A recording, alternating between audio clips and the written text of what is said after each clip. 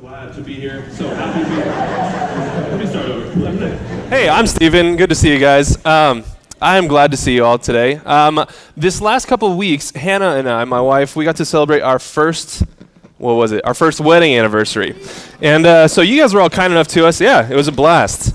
You guys were kind enough to us to give us some time off, so we got to go to New Zealand and see the Milford Sound. It was outrageous. It was, put it on your bucket list.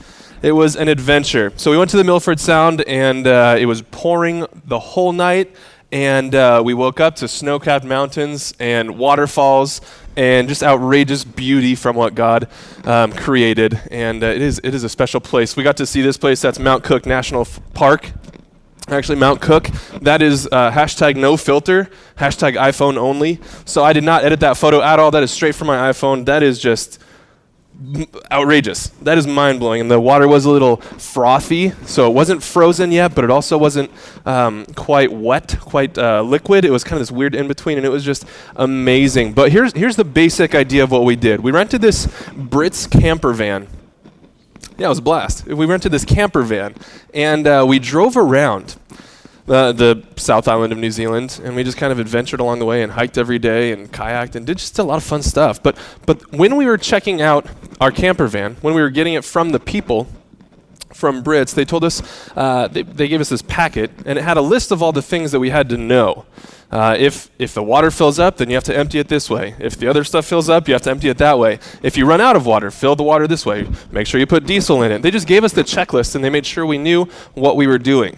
Sounds about right.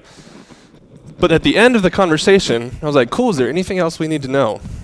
And essentially, they just gave us an idea. They didn't say, like, make sure you know this, and know this, and know this. It was, if anything breaks down, here's how to think about fixing it. They didn't really give us the tips and tricks or the way to fix it. They just said, yeah, just see what happens. Just see what happens, and then if it doesn't work, just give us a call. In my estimation, that's kind of what happens in the book of Ecclesiastes. If it doesn't work, what do? Enter Ecclesiastes. Because Ecclesiastes falls in this interesting place in biblical wisdom literature. You guys have heard biblical wisdom literature? We've been spending the last 4 weeks in it. Here are the 4 books. It starts with Proverbs. Sounds like wisdom, right? Proverbs is wisdom literature. Starts with Proverbs, and then it goes into, I'm adding Psalms. Psalms is traditionally poetry, but it's wisdom poetry, so I'm adding Psalms to this 4-book category. Psalms and Proverbs, and then Job, and then Ecclesiastes. Those are the 4 wisdom literature books that we've been spending time unpacking, kind of seeing this stuff out. Now, how does that work? What they're doing is building forward this idea that theologians and old people call the retribution principle. People who've thought about this for a long time, they call it the retribution principle. Now, what that is it's this idea that the righteous prosper and the wicked suffer. Sounds like Proverbs, doesn't it? Sounds like Psalms, doesn't it? Now what happens is, Proverbs gives us this idea. You live righteously through wisdom and the fear of the Lord. You live righteously by pursuing God and fearing God and pursuing wisdom. Psalms enters, and it's meditations on what that looks like. So I got Proverbs. Here are some tips and tricks on how to live a righteous life. They're not promises, but they're proverbs. They're probability. Live this way, and it will work out like this. Live righteous, you'll prosper. Live wicked, you'll suffer. Psalms is meditation on that. And now, Job, from a couple weeks ago, Michael Williams got to share on that, and I didn't get to hear the sermon, but I heard it was amazing. Right? Was that an applause? You were about to clap? And then, yeah, right? And Job is an outlier.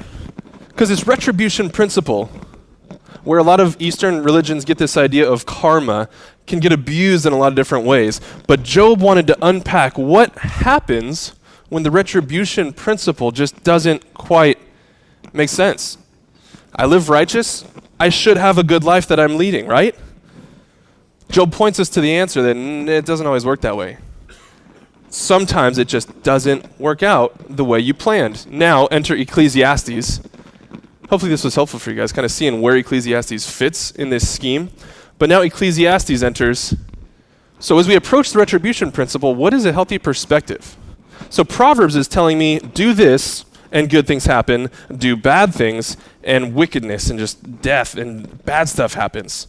It's pretty clear-cut in Proverbs. Psalms makes it pretty clear cut. Job makes us ask a question, and now Ecclesiastes is going to say, when all else fails, what do we do? When it doesn't make sense, when your RV breaks down and it just doesn't, like, you just have no clue what to do, it's going to teach us how to think about it. It's not going to give us a list of do this, then do this, then do this, then do this. No, you got to be innovative. You got to pull a MacGyver and see what happens. So Ecclesiastes is going to enter and give us a perspective on how to view this retribution principle, how to view this idea that you live righteously and you prosper, and you live wicked and you suffer. But sometimes it doesn't work that way. Sometimes the righteous suffer and the wicked prosper. Why? How is that fair? Just like Job's friends are saying, oh, you did something wrong. You're suffering because you messed up. Just go figure out what you did wrong and it'll all get better. Ecclesiastes is now going to enter and show us, no, it doesn't always work that way. And here's why. Here's why it doesn't always work that way.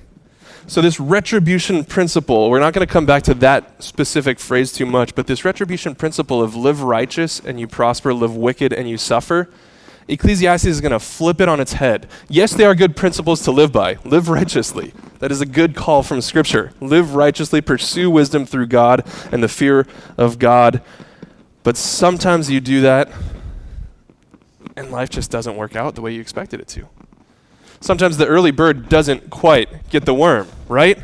I wake up every morning and I still don't see any worms. It's like, what? What do you do? Sometimes these principles to live by don't work out the way we planned. And Ecclesiastes is going to, honestly, kind of in an outrageous way, kind of in an uncomfortable way, suggest to us that it's not just about inputs and outputs. Do this, this happens. There's more to life than that. We can't narrow God down and put him inside this box of formulas and principles. They are helpful, but they don't give the full, complete answer. There's a God who's so limitless. There's a God who is so good and knows so much about us and is so incomprehensible. He doesn't always function the easiest way that we think. So there's Ecclesiastes. If we were to put, I'm now instantly regretting that I did this, but if we were to give these emojis, Psalms and Proverbs would be the way to a righteous life, and Ecclesiastes and Job would be, okay, well, it doesn't quite work that way, so how do we approach this? And again, I'm going to get out of there. Because Ecclesiastes is now going to say when it doesn't work, when life isn't looking the way it's supposed to look, what do we do? It's going to, like he said in the video, it's going to be a goad, and we're going to come back to it at the end, but it's going to be a goad that honestly isn't too comfortable. I was reading this book, and I was processing through it, and I was getting uncomfortable. I've read Ecclesiastes before, but I was getting really uncomfortable trying to figure out how to teach this thing. Because we have these preconceived notions of Ecclesiastes, don't we? Maybe you're thinking of the Bird song from the 50s. Was it 50s? From the 60s. From the 60s. Maybe you're thinking about Vanity of Vanity. Maybe you're thinking about this guy, we're all going to die. Like maybe that's what you're thinking of. That's what the preconceived notion you have when you approach this book. But there's some good stuff in here with some good reminders that really, really challenged me. And my hope is that it challenges you as well to change your perspective on how we view these things. To change our perspective on where we're looking for satisfaction. To change our perspective on the ways we approach not only trials and difficulties, but also the amazing mountaintop experiences, the vacations, the promotions. Ecclesiastes, whether it was Solomon or some other author, but whoever the author is actually trying to get us to question how we approach these things. Am I looking for fulfillment in this hevel, or is it found somewhere else? So here's the biggest question Ecclesiastes asks. Where can we find meaning in the world? You guys ever asked that question? Solomon did. The wisest man, potentially Solomon, the wisest man ever to walk this world, asked that question. How do we make sense of this thing? How do we make sense of this thing called life where good people suffer and bad people are prosperous? Is that fair, God? Is it fair to elevate the people who cheat? The people who lie and scratch their way to the top? But me over here, I'm trying to just live a righteous life and I'm getting beat down. God, why is this fair? What are you doing? He's asking that very question. Where can we find meaning in the world? The answer is not 42, for those of you who are Hitchhiker's Guide to the Galaxy fans. The answer is not 42. Here's our big idea for today. The genuine meaning in life is found only in the fear of God. Genuine meaning in life. Not this little simple stuff that we pursue. Not the little tiny things. Oh, I found my calling. I'm going to be a race car driver. That's nice, but you didn't find your meaning in life. I found what I'm going to do with my life. I finally found meaning. It is this. Anything short, anything apart of finding meaning in life in the fear of God is going to be hevel. Let's continue. It says this, chapter 1, verse 1, the words of the preacher, the son of David, king in Jerusalem. Vanity of vanities, says the preacher. Vanity of vanities, all is vanity. It's going to be fun, isn't it?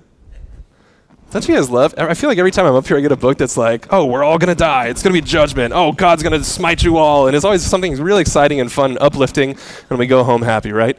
But no, vanity of vanities, says the preacher. Vanity of vanities, all is vanity. How many of you are using an ESV translation today? Or prefer the ESV? Maybe not. ESV or NASB? Or NET has a different word, or the King James has a different word, or NIV has a different word as well. But it translates this word in a bunch of different ways, whether it's vanity, whether it's meaningless, whether it's futile. Do you guys have some of those words? Meaningless, says the preacher. Meaningless of meaningless, all is meaningless. We're all going to die. Let's just close our Bibles, pray a prayer, and go home, right? What he's trying to do here is make us feel a little bit uncomfortable. When Proverbs isn't working out, when Psalms isn't working out, what do I do? And so we're going to unpack this idea of vanity because there are two major threads that really, really run through this. And I couldn't escape them, and you guys know I like to talk about the word joy. I was positive there was no joy in Ecclesiastes. We're all going to die, let's go home. But we look at this, and we can't escape it because there are going to be two big threads that run through the book of Ecclesiastes. The first one is this idea of vanity. He mentioned in the video that it's used 38 times. It's that Hebrew word hevel. Can you guys say that with me? 1, 2, 3, hevel. It's not that intimidating, is it? Hevel. Yeah, you can throw the ch in there again. Yeah, hevel. No, it's hevel. It's this idea of vapor. The ESV footnotes it. It's vapor or mist or smoke, or it's something that we're trying to cling to. He gets this idea hevel out from there, remember? That was fun. But literally it means a mist or a vapor, mere breath or smoke. Meaningless, vanity, what's another one? Futile. Those don't quite encompass this idea, right? Metaphorically, it means fleeting or elusive. That's the idea that he's trying to go for. He uses it 5 times that first verse. Mist, says the preacher. All is a mist. Smoke, vapor. All is vapor, or literally fleeting, or metaphorically fleeting. Elusive. All of this stuff. Everything that we pursue satisfaction in is elusive. It's all fleeting. It's all a mist. It's all a smoke. We try and find satisfaction, and we try and cling on to it, and it doesn't deliver. So again, the preacher is now going to try and unsettle us. Try and freak us out almost. Try and really make us think deeper about this idea of vanity or meaningless or futility. He's really going to try and push this in our face and say, what is it that you're finding satisfaction, and what is it that you're going after? It's not going to deliver. The meaning of life is finding wisdom from the fear of God. Ecclesiastes says, but what happens when we don't do that? What happens when we're searching for this to deliver, for that to deliver, for that job promotion to deliver, for that whatever it is? Whatever it is that's just around the corner for you that you put so much excitement into, whether it is a vacation, what is that thing that's just around the corner? It's hevel. It's hevel. So there are 5 uses of this word hevel, and I do not want to unpack all 5 of them with you. I would love to, actually, but we'll be here for 2.5 hours. So we're going to unpack 2 of them specifically, because these are really important to see the flow of what he's getting at. He says here, the vanity of the natural world. I look around, and I see mountains, and I see societies being built and societies being torn down, and none of it matters to the mountains. Who cares at the end of the day about this society that's been built, this society that lasted for 1,000 years and then crumbled? The mountains don't even notice it. What's the point? Wisdom and knowledge. Wisdom itself. What's the point? Knowledge. So you're really smart. So you got the couple letters behind your name. What are you going to do? Oh, well. What does it do for you? We all die. Vanity of pleasures, possessions, and accomplishments. That's the one we're going to unpack first. And then vanity of wisdom, vanity of labor. You work so hard. I had a theology professor in college who said that he loved working construction gigs on the side because he liked seeing his hands actually do something. He said he would spend so much time teaching these college kids how to view God, and he never saw any benefit from it. He never saw the completion of it. He never saw stuff actually happen. And so often that's what we're doing in faith, right? We're trying to encourage others to trust Jesus more, and we never really see anything. But then we look back, hopefully 50 years later, and we see the transformation in people's lives. But a house, you can throw up a house in a year. I'm watching this is a complete side tangent, but I'm watching a YouTube channel on this guy who's building a log cabin with his bare hands. It's incredible. But just seeing where he was with a dirt patch and some trees, then he goes and cuts down these trees, and less than a year later, he built a log cabin. Like, that's outrageous. It's just incredible. I love that YouTube channel because it shows me oh man, all this building actually turns into something. Like, it actually does work out. But even that's hevel, right? Even that is vanity. Even that is meaningless. All this labor, the hard work we put in. What's the point? So he's going to say this. Jumping in chapter 2, verse 1. It says this, I said in my heart, come now, I will test you with pleasure. Enjoy yourself. But behold, this also was meaningless, was vanity, was fleeting, was elusive, was hevel.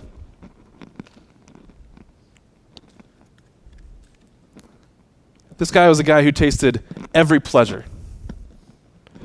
Earlier in this passage, he talks about all the concubines he had and all the singers he had and all the food he ate and all the buildings he built and all the... just the list goes on and on and on. I did this, I did this, I did this, I did this.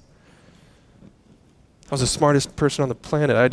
Yada, yada, yada. He was incredible. But behold, didn't deliver. And so I became great and surpassed all who were before me in Jerusalem.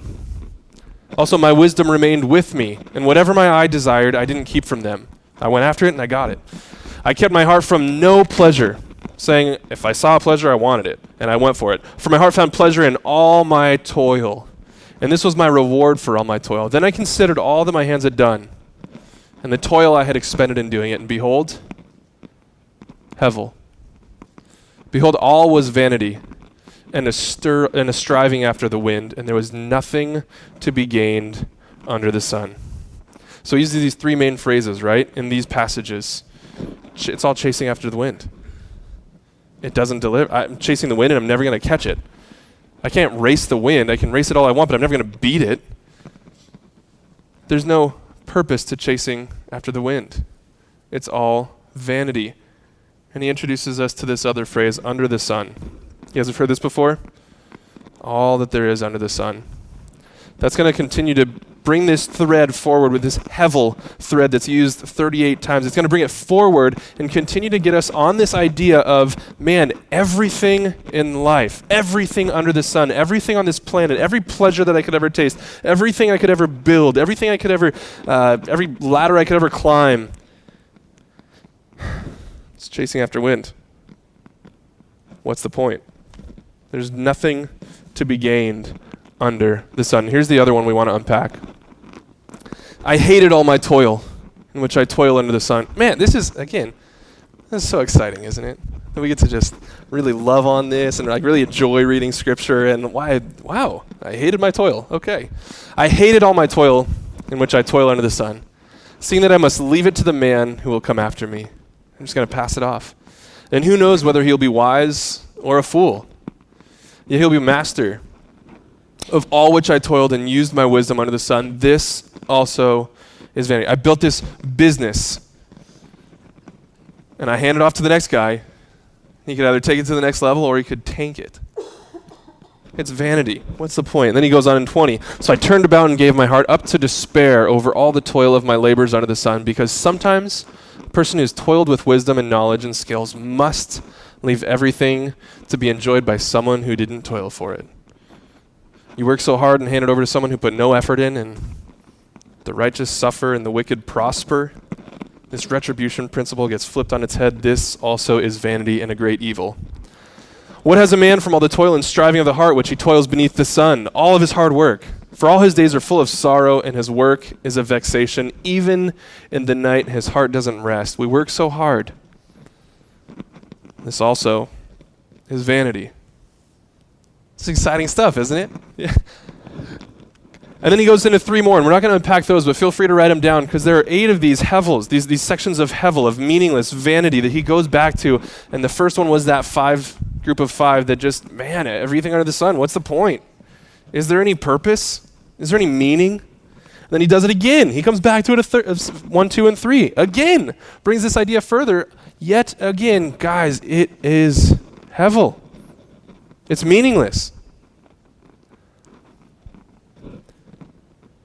And then he enters something that just doesn't quite make sense to me. We see this guy who, when I was in junior high, we called them emo kids. Is that a thing you guys have ever heard? I don't know what they were called when you went to school. Yeah, I see some of you millennials laughing. Justin's laughing. Like, yeah, we remember emos. But it was, I don't know, they just wore dark clothing and they were always like hunched out. They just were never happy. That's kind of what we were reading, right? What's the point? Why study for this test? I'm going to fail anyway. Why go to school? Why try hard? Why put myself into this stress of actually trying to do something? It's not going to work anyway. And then the second major thread that I see in the book of Ecclesiastes, these enjoyment passages. Does that sound a little contradictory? Just off the top of your head, just like real quick, does that sound kind of nonsensical? We're all going to die. Nothing makes sense. Stop trying. Your work doesn't matter. Your friendship doesn't matter. None of this actually does anything, so why try? We're all going to die. The end. Oh, by the way, there's a lot of joy to be had in life. It just doesn't make sense to me. And we're going to reconcile this at the end, but follow with me and hold these two in tension together. Because again, I think that's part of what the goad is supposed to be, is holding these two conflicting ideas in tension. And that's what the preacher at the very end of this book is going to bring together for us. And he's going to synthesize the two in such a way that we can't miss it. He's going to give it to us right on a tee and say, here is the meaning. All this conflicting, contrasting ideas that just don't really work well together. You can't marry the two ideas. Here is how they work. And it's going to, hopefully, be surprising to us, a goad that makes us think differently about the way we approach this time that we have under the sun. This chasing after the wind, this hevel. It's going to give us a different perspective on it. So these enjoyment passages, again, there are 7 of them. We don't have the time to unpack all 7. I wish we did. Maybe we'll do a series on Ecclesiastes someday. But the 7 enjoyment passages, here's the first one. It's in Ecclesiastes 2. It says, there is nothing better for a person that he should eat and drink and find enjoyment in his toil. What? Didn't you just spend 12 chapters explaining that that's not how it works? Didn't you just spend 38 times using this word vanity, saying everything is useless, nothing actually matters, who cares, forget about it. And now, in the same tongue, you're going to try and tell me that there's nothing better for a person that he should eat and drink and find enjoyment in his toil? Is that unsettling? Like, is that fair? Does that make sense? I read this and I think it's entirely inappropriate. Like, I'm angry at this guy for a while. Like, what are you talking about, Solomon or whoever, wise sage? Nothing matters, so enjoy it? I hate your toil. It's good for nothing. Oh, by the way, I really enjoy toil. I really enjoy this stuff. This also I saw is from the hand of God. For apart from him, who can eat or who can have enjoyment? Here's the second one. It's in Ecclesiastes 3, and I'll put these all in a list in a second, but it says in verse 9, what gain has the worker from his toil? I've seen the business that God has given to the children of man to be busy with. He has made everything beautiful. How do you throw the word beautiful into this book? I've seen everything beautiful in its time. Also, he's put eternity into man's heart, yet so that he can't find out what God has done from the beginning to the end. I perceived that there is nothing better for them than to be joyful and to do good as long as they live. Does this guy sound kind of like he has two different personalities going on? Like, is this guy possessed? What's the deal here? This guy's got something wonky going on, because out of one side of his mouth he's saying it's all worthless, it's all vanity, it's all meaningless, it's all vain, what's the point? And on the other side of his mouth, enjoy it. I think the way he brings these two together is profound. I perceive that there's nothing better for them than to be joyful and do good as long as they live. And that also everyone should eat and drink and take pleasure in all his toil. It's the gift God gave us. So what do we do with this? Because we'll read a third one. Verse 22, I saw that there is nothing better than that man should rejoice, not just enjoy, but rejoice, same word, but rejoice in your work. Like, actually enjoy it and actually get super pumped. Like, praise Jesus for your toil that is useless. For that is his lot. In the fourth one, behold, I've seen to be good and fitting. It's to drink and eat and find enjoyment in all the toil with which one toils under the sun, the few days of his life that God has given him, for this is his lot. Here are all 5 of them written down on the bottom. Or excuse me, all 7 of them on the bottom if you want to write them down. Meditate on them later. Those are actually exciting. But we look at this, is it vanity or is it joy? They don't sound like they go together, do they? They feel like conflicting ideas, don't they? Like, it doesn't feel right. How am I supposed to approach life and see that all of this is just meaningless and vain and useless, but at the very same time, hey, take joy in all that useless stuff you're doing. Yeah, enjoy it. Find joy. Rejoice. Approach it with enjoyment. That job that you're working that just doesn't quite feel right, it's just not delivering. Enjoy it. That difficult family situation that's going on right now,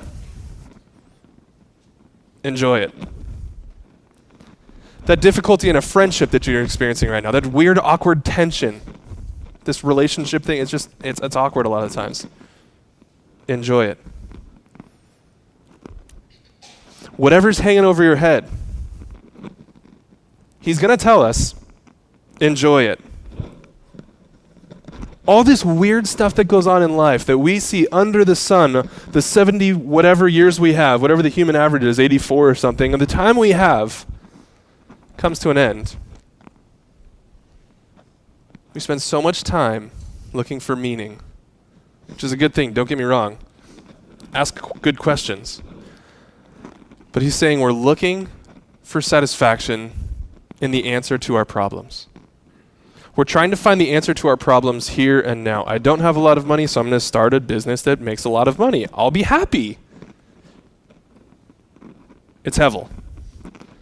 Man, I'm single and I just really would love a companion. I would love a best friend. It's Hevel. I'm really, really starving. I would really love a nice filet mignon. It's Hevel. When we are looking for answers under the sun, it doesn't deliver. So let's keep going. Is it Hevel or is it enjoyment? Like I said a second ago, the preacher now is going to finish his sermon and he's going to transition back to the narrator. Again, you guys remember from the video, he said the narrator introduces and concludes, and then there's a preacher going in the middle who's just saying everything's Hevel, it's a waste of time, stop trying. He's going to come back at us right here. The very end of the book, this is the last 2 paragraphs. This is where the two ideas come together. This is where the two ideas synthesize into what I see as a fantastic way of viewing life. Because they're not two different ideas. He's actually going to point out this is the same idea, and we need to see the synthesis of the two. He says this, the words of the wise. Who's the wise in this context? The people who are, the preacher who was just preaching, that wise guy who was preaching. The word of the wise are like goads, like nails firmly fixed, are the collected sayings. They are given by one, that's interesting, that's a capital S, one shepherd. Now, I don't know exactly why they capitalized it. I'm sure they were interpreting it a little bit, but the words of the wise are like goads. This tension that we're feeling through Ecclesiastes of life is meaningless, so enjoy it. This tension that just doesn't quite resonate with us as 21st century Christians quite yet. It's a goad. It's a sharp stick pointing us in the right direction. Who's goading us? The shepherd. Which shepherd? The capital letter, I think, is kind of a dead giveaway. They want us to see that this guy's looking forward to the coming of a very, very, very good shepherd who is continue to give us words that point us in the direction that we want to go. He continues to bring this retribution principle from the Old Testament forward and flip it on its head and wear the suffering of the wicked as the righteous person. The righteous person comes and wears that suffering, wears that punishment, giving us righteousness. These things we look at, these hevel that we look at, these hevel that we're striving after, this mist or vapor or smoke that we're striving after, asking why is it happening? The question isn't why is it happening? The question is, who is going to redeem this? The question is, why does this matter? Because the idea in Ecclesiastes isn't meaningless. Meaningless isn't really the best word for it. Vanity isn't really the best word for it. Futility isn't really the best word for it, because the thing he wants us to see is that life actually does have a meaning. None of the stuff that we go through is meaningless, because so often our perspective is that these trials we go through are obstacles to joy, right? Man, my car broke down. Just got to get past this trial. So, anyone else drive a Jeep that knows the pain? Yep, Jeff Kurnak, yes. That is the pain when you drive a Jeep. It breaks down all the time, but it's so fun. But your car breaks down. You blow a tire. Work doesn't look how you expected it to. The house isn't coming together as you expected. This relationship just isn't working out. It's just an obstacle. It's just an obstacle to my joy. It's just getting in my way. He wants to see that these obstacles that we see are actually opportunities for joy. They're not obstacles to greater joy. They're opportunities for greater joy. Why? Because we see something that is so much better than just what under the sun can offer us. So often we're drawn to only the stuff that we can see under the sun, chasing after wind, the vanity stuff. Just the stuff you can see under the sun. Your 84 average years. We look for satisfaction there when the author of Ecclesiastes is telling us, no, that is what's meaningless. That is what's vain. That is what we're missing. When we're looking for satisfaction in the stuff under the sun, when we're looking for deliverance in the stuff under the sun, it just doesn't deliver. There's another perspective he wants us to see. We can chase after the wind all we want, or we can look to our good shepherd. The words of the wise are like goads. He's going to sum it all up right here in the end. The last two verses, here's a spoiler alert, the last two verses of any book generally have some really good wisdom. Like the end is always pretty good. And here's what he's going to say. Verse 13, at the very end of the book of Ecclesiastes, the end of the matter, all has been heard. Give it to me, Ecclesiastes. Fear God, keep his commandments. This is the whole duty of man. God's going to bring every deed into judgment, every secret thing, whether good or evil. Everything comes under judgment. So the author, the preacher is going to ask us, what's the point? Here's the point. God's using it all. God's using all of that hevel. All that stuff that we just see as meaningless, this smoke that we can't quite grab onto, this vapor or mist, or stuff that's just elusive or fleeting, the stuff that just doesn't deliver. We're looking for deliverance and satisfaction in that, and he's going to say, no, it's somewhere else. Fear God, keep his commandments. This is the message of the whole Old Testament, is it not? Pursue wisdom by fearing God. And it's not like, oh, I'm afraid. It's a more of a running to than a running from. Run to God. Find your greatest satisfaction in God. Keep his commandments. Psalm 1 says, I delighted in the law. Better word is instruction. I delight in the instruction of the Lord. Fear God. Delight in his instruction. That's the meaning of life. All around us, we see this smoke, this vapor, this hevel. It's everywhere. We can chase it. We can cling onto it and ask, is this going to deliver? Is this going to satisfy the positive hevel and the negative hevel? The business plan that failed and the business that just got sold for $1.5 billion. Good stuff, bad stuff. We look after it. And if we're looking for deliverance in that, if we're looking for satisfaction in that, then yeah, life's meaningless. But there's a good shepherd, the one shepherd who came and brought meaning to all of this. And the meaning, all of these things, all these obstacles for joy are actually opportunities to see God in a new light. To view God differently. And this, friends, this is something that changes the way we view our trials. Now, I wrestled for a couple days on whether I should show this or not, but, oh, yeah, that's hevel. So really, hevel, when we read the word meaningless or vain, it just doesn't quite get the idea across that the author wants us to see, does it? Because, yes, it's meaningless if you are looking at things under the sun only. But there's a good shepherd who brings new light to all this stuff. It's not an obstacle, it's an opportunity. Now, it's just like this. Have you guys ever seen these before? I was born in the 90s, and so I think I caught the tail end. Mom and Dad, is that right? I remember my parents had one in their room, right? They had it's called a Magic Eye mosaic. You guys seen these before? As you're looking at this, how many of you are like relaxing your eyes trying to see something right now? You guys see this? Anyone see what it is? What is it, Cindy Gersh? Okay, well done. Yes, I still can't see anything. It's because my eyes don't know. How about this one? You guys see this? Wow, Cindy Gersh again. Do you have an answer? Smiley face with glasses. Is that correct? You guys all see that? Okay, well, that is what it is.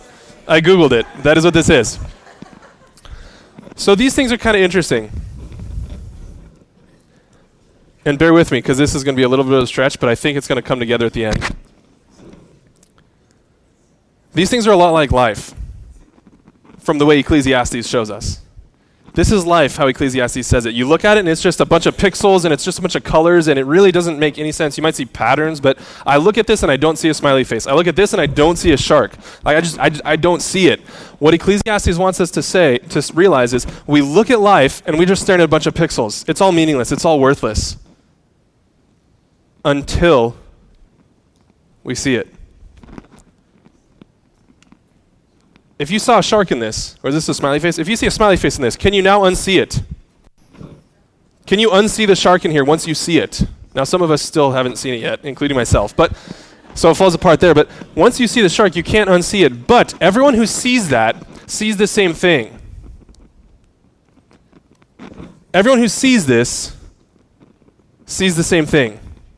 Not everyone sees it, but if you see it, you're all seeing the same thing. Sorry, I'll leave it. Done. Clicker down.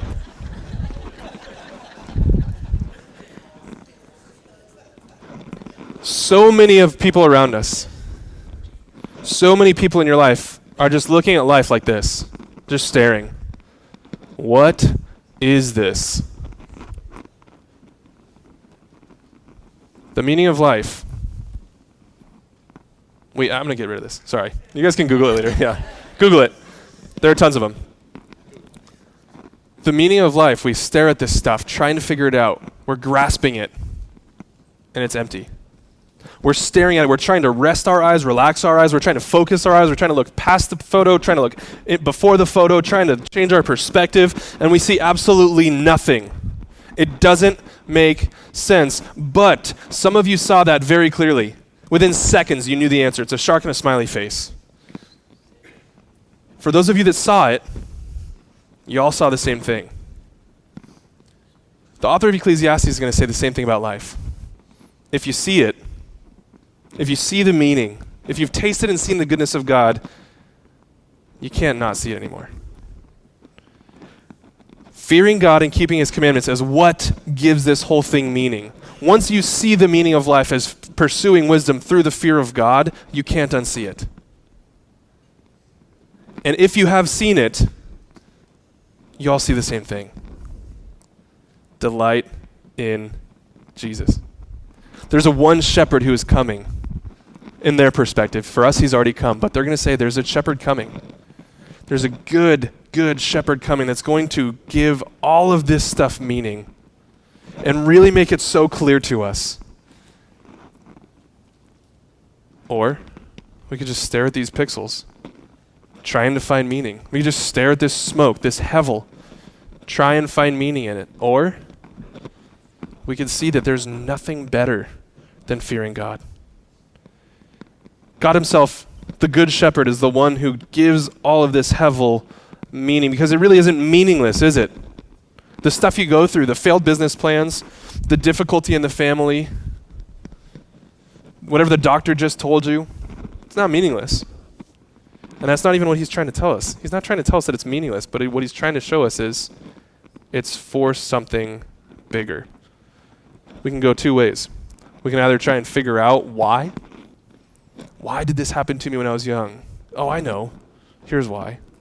Or we can trust the one who put it in our path and was walking with us through it and continuing even now to give that thing meaning in himself. He himself put it in our path so that we will continue to pursue him and continue to fear him and continue to keep his commandments and just pursue him and find our greatest satisfaction and joy in him, not in stuff, not in hevel. That radically changes the way we view hevel, doesn't it? Radically changes the way we view life. Yeah. Seems meaningless. I'll enjoy it because I know that there's a bigger meaning, and I know that the person who is controlling it has my best interest in mind. So whatever that heartache is, whatever that is that's hanging over your head that you just can't escape, whatever that tension is that you just don't want to deal with, there is a way to find joy going through that. And it's not in the hevel itself. It's not in the difficulty itself. It's not in the circumstance itself. It's in the person who is in control of all things and working things together for your good. Fear God. Keep his commandments. That is the meaning of life. Pray with me. God, thank you for your goodness. Thank you, God, for being our good shepherd. Thank you for being the one who gives all of this weird stuff we go through meaning. Thank you for not letting us settle. God, and for those of us that are settling for the hevel in this life, that are searching for meaning in just this stuff under the sun, God, help us see that there's something more. Help us see that there's more to life than just what we can see with the naked eye, more than we can see or experience in our short lives under the sun. God, continue to remind us of this perspective as we go through our days. Don't let this be just a one and done type thing where, okay, I got it and we can move on. But Lord, help us see you in all things. Help us see you as the most satisfying treasure of all time. And don't let us settle for anything less. Don't let us settle for the greatest joys in life or the worst suffering. God, keep showing us that you are better than all of it. We pray this all for your glory and for our joy. Amen.